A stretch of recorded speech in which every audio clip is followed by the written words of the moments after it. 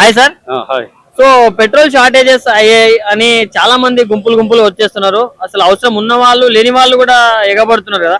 So మీరు ఎలాంటి ఇబ్బందులు ఫేస్ చేస్తున్నారు సార్? ఇబ్బంది అంటే చాలా ఇబ్బంది అయితే ఉంది. కాకపోతే అంత ఇబ్బంది పడాల్సిన పని లేదు. నేను మోడీ గారు కూడా చెప్పాడు, ఏమంత ఇదవద్దు, అంతా ఉంది, మనకి పెట్రోల్ అంతా ఉంది, బాగుంది అని చెప్పాడు. కానీ ఏంటంటే జనాలు ఇక ఉంటుందో ఉండదో, ఇవాళ రేపు మళ్ళీ ఎట్లా అవుతుందో ఏంటో అని చెప్పి ఇక అందరూ ఇక అదే పనికి ఉన్నా ఫుల్ ట్యాంకీలు కొట్టించేసుకుంటున్నారు అందరూ. మళ్ళీ రేపు పరిస్థితి ఏంటని చెప్పి గ్యాస్ చూస్తే గ్యాస్ అట్లే ఉంది. గ్యాస్ దగ్గరికి వెళ్తే గ్యాస్ ఏం లేదు సార్, వచ్చేస్తే ఒక బుక్ చేసుకుంటే మీకు 1 వీక్ లో 10 days వస్తుంది గ్యాస్ కూడా చెప్తున్నారు. కాకపోతే ఏంటంటే ఇక జనాలు టెన్షన్ దాని మీద ఉంటుందో ఉండదో, దొరకదో అని చాలా ఇదిగా ఇబ్బంది పడుతున్నారు. మరి ఇంతకు ముందు ఈ పెట్రోల్ బంక్ వచ్చాక మీకు దొరికింది పెట్రోల్, ఇంతకు ముందు ఎక్కడెక్కడ తిరిగారు సార్? నేను ఎక్కడ తిరగలేదు, ఎర్రగడ్డ నుంచి ఇటు వచ్చా పోలీస్ డిపార్ట్మెంట్. నేను సరే చూసుకొని ఇక పని మీద వెళ్ళా అమీర్పేట. సరే ఉంది కదా అని చెప్పి ఇక వచ్చి ఇక లైన్ లో నిలబడి కొట్టించాం అనమాట. అది బట్ ఇక్కడ స్టాఫ్ మాత్రం మా దగ్గర ఫుల్ స్టాక్ ఉందిరా బాబు, ఎందుకు ఎగబడుతున్నారని, ప్యానిక్ అవ్వద్దు, ఇంట్లో కూర్చోండి హాయిగా, ఎప్పుడు కావాలంటే అప్పుడు రండి అంటున్నారు. అవును, అదైతే చెప్తున్నారు, కరెక్టే, వాస్తవం, అది చెప్పడం 100%. కానీ ఇక జనాలకి సంగతి ఇక తెలియదు ఏముంది, ఇక టెన్షన్ మళ్ళీ ఉంటుందో ఉండదో, దొరకదో ఏదైనా ఎమర్జెన్సీ పని పడితే మళ్ళీ ఏమవుతుందో ఏంటో అన్నట్టు జనాలు దాని మీద కొంచెం ఇబ్బంది పడుతున్నారు. అంతేగాని వీళ్ళు గవర్నమెంట్ చెప్పే పరంగా అయితే అసలు ఏమి ఇబ్బంది ఏం లేదు, అంత ఫుల్ ఉంది, పెట్రోల్ డీజిల్ ఉంది, గ్యాస్ ఉందని కూడా గవర్నమెంట్ అయితే భరోసా ఇస్తుంది. మరి పెట్రోల్ షార్టేజ్ మనకు అయితే మన లైఫ్ మీద, మీ లైఫ్ మీద ఎలాంటి ఇంపాక్ట్ ఉంటుంది సార్? కొద్దిగా ఇబ్బంది పడాల్సి వస్తుంది, అన్నిటికీ ఈ పెట్రోల్ అనే దాని మీదే మొత్తం అంతా ఇక అన్ని దీని మీదే ఆధారపడి ఉంది. కూరగాయలు కానీ, రైస్ కానీ, బియ్యం కానీ, ఏదైనా కానీ ఈ పెట్రోల్ బళ్ళు అమ్ముకునే వాళ్ళు ఉంటారు, తీసుకొచ్చే వాళ్ళు ఉంటారు, చేస్తారు, అన్నిటి మీద ఎక్కువ ఇది పెట్రోల్ మీద ఆధారపడి ఉంది, పెట్రోల్ డీజిల్ మీద.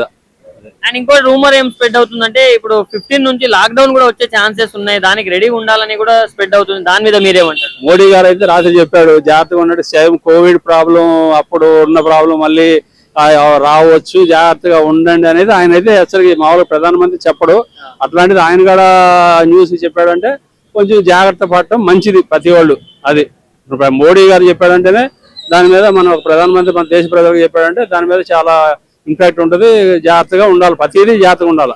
మరి జాగ్రత్తగా ఉండండి అని జనాలకు చెప్తున్నారు, కానీ గవర్నమెంట్ ఎలాంటి చర్యలు తీసుకోవాలి సార్ దీని మీద? గవర్నమెంట్ ఏం చేస్తుంది, గవర్నమెంట్ మనమే ఎవరికాళ్ళు స్వచ్ఛందంగా చేయాలి. కోవిడ్ టైంలో ఎవరికైతే వాళ్ళు ఇంట్లో ఉండి అంతా ఇదిగా ఉన్నారో చేసుకున్నారో అట్లే జనాలు కూడా ఇదిగా పాటించి కొంచెం డిసిప్లిన్ పాటించి కొంచెం ఇదిగా ఉండాలి. అంతేగాని గవర్నమెంట్ ఏం చెప్తుంది, గవర్నమెంట్ ఈ సేఫ్ సైడ్ అని చెప్తుంది, అన్ని ఉన్నాయని చెప్తుంది గవర్నమెంట్. మనమే కదా ఇప్పుడు జనాలే కదా ఇది ఎగబడుతున్నారు, అంతే కదా. అంతేగాని గవర్నమెంట్ ఏం చెప్తుంది, గవర్నమెంట్ ఏం చేస్తుంది? Hi brother. సో ఎంతసేపు నుంచి వెయిట్ చేస్తున్నారు? ఒక 1 hour నుంచి వెయిట్ చేస్తున్నా బయట. ఇక్కడైతే ఆఫ్ చేసిర్రు, తర్వాత మెల్లమెల్లగా ఒక 10 మందిని 20 మందిని అయితే పంపించడం జరిగింది. కానీ పెట్రోల్ అనేది ఉంది, కానీ జనాలు అనేది భయపడంతో, మన ఆందోళనతో వెంటనే వచ్చి ఇట్లా క్యూల వల్ల ఇబ్బంది అవుతుంది. కానీ మనకి పెట్రోల్ అయితే ఉంది, కానీ జనాలు ఏంటంటే ఫేక్ న్యూస్ వల్ల ప్రాబ్లం అయ్యడం వల్ల అవుతుంది. కానీ పెట్రోల్ అయితే ఉంది, జనాలు అయితే ఫ్రీగా వెళ్తుంది, బాగా అవుతుంది.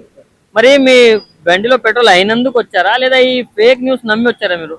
పెట్రోల్ అయిపోవడం వల్లే వచ్చాను. ఈ ఫేక్ న్యూస్ వల్ల అయితే నేనైతే ఏం ప్రాబ్లం అయితే ఏం పడలేదు. నేనైతే ఏమైందంటే పెట్రోల్ దగ్గర వెయిట్ చేయడం మాత్రమే ప్రాబ్లం వచ్చింది, అంతే.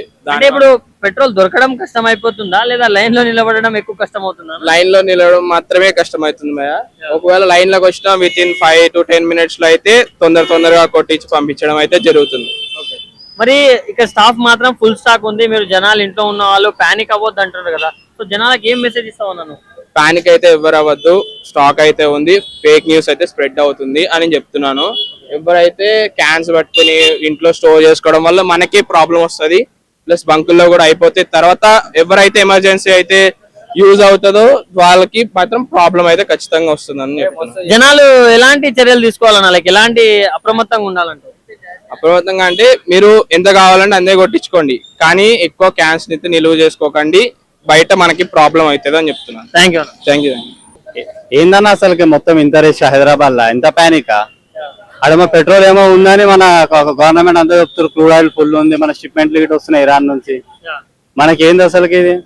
జనాలు మాత్రం ప్యానిక్ కాకండి, ఏదైనా ఉంటే 2-3 రోజులు ఇట్లుంటుంది సెటిల్మెంట్. నాకు తెలిసి ఇక్కడ బంకు వాళ్ళే, పెట్రోల్ మాత్రం ఉంది రిఫైనరీలో, బంకు వాళ్ళే కావాలని హోల్డ్ చేస్తారు, ప్రజలు ఫుల్ ప్యానిక్ అయిపోతారు. నార్మల్ మనకు తెలిసిందే.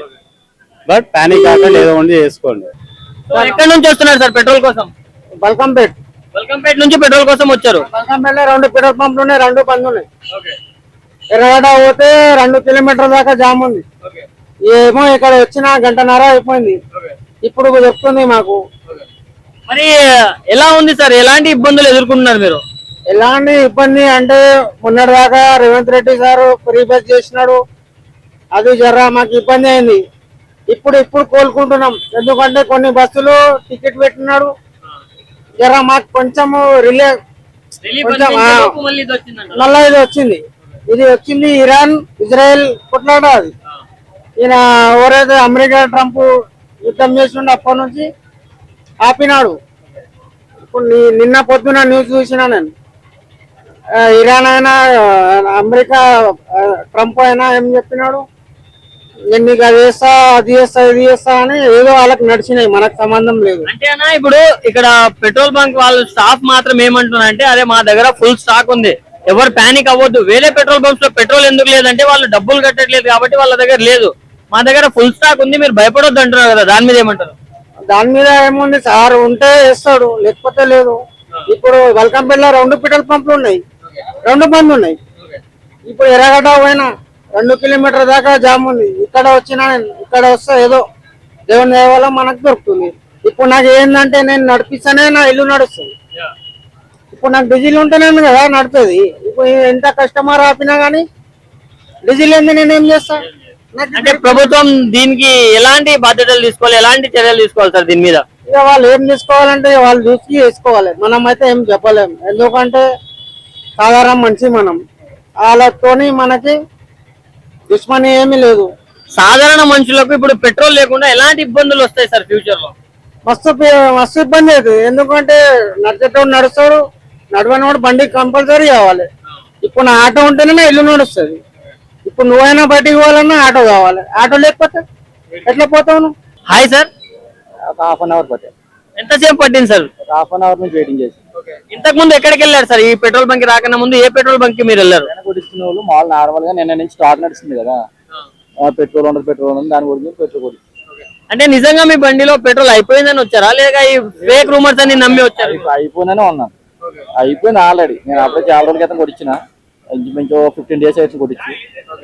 మరి ఇలాంటి షార్టేజ్ రాకుండా మన ప్రభుత్వం ఎలాంటి జాగ్రత్తలు తీసుకోవాలంటారు సార్? ఏం తీసుకుంటుంది, ఏమో మామూలుగా ఏం లేదు, మామూలుగా పబ్లిక్ ఎట్లా అంటున్నా తప్ప అయితే ప్రభుత్వం అయితే ఉన్నదని చెప్తుంది కదా. అంటే ఇక్కడ మేనేజ్మెంట్ కడిగితే స్టాక్ ఫుల్ ఉందండి బాబు మా దగ్గర అంటున్నారు కదా. చెప్తున్నా ఫుల్ స్టాక్ ఉంది, ఏం ప్రాబ్లం లేదు, పబ్లిక్ ఇట్లాగా చేస్తా తప్ప ఏమీ లేదు అని అంటున్నారు. అంటే బయట కంట్రీలో అవుతుంది కదా, ఎక్కడ కూడా అవుతుంది ఏమో అని అందరికి దాని గురించి భయపడిపోయి లైన్ లో ఉంటున్నారు. అంటే ఏప్రిల్ 25 నుంచి లాక్డౌన్ కూడా వచ్చే ఛాన్సెస్ ఉన్నాయి అంటున్నారు కదా, దాని మీద మీరు ఎలా? అదేం దాని గురించి మనకి ఏం తెలియదు.